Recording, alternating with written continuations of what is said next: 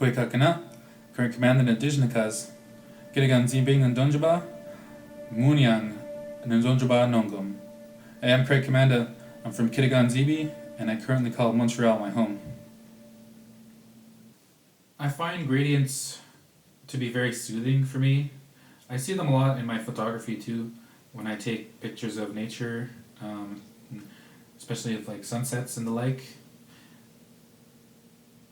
It seems to be a natural expression of my artistry to do gradients and to naturally to naturally gravitate towards gradients.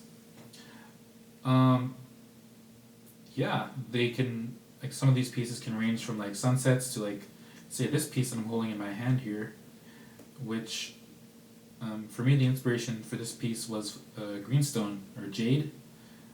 You would find that a lot in Aotearoa, and I'm using it as the inspiration for this. So for this, it's a multicolored kind of stone. It's got all these hues and different shades of green in it, and I find that very inspiring. So I endeavored to use all these different beads here in order to try to imitate that. Yeah, gradients help me to express perhaps what is natural in the world through my beadwork.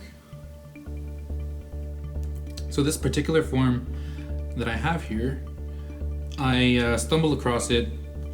I stumbled across this form in my in the early part of my journey into bead weaving, and I got into this journey when I was at Concordia, actually, and I met up with Nico Williams, who is a master beadworker here in Montreal. And so I took some workshops of theirs, and I learned how to do the flat triangle and how to do flat even count peyote.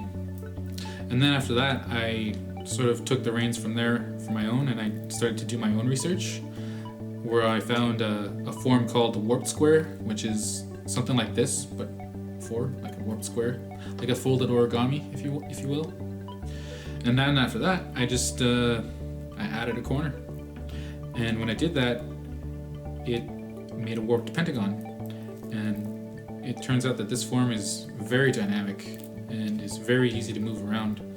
It's sort of like a piece of paper you can't fold flat. And in the time that I've been making these since, a lot of people have been really liking this work.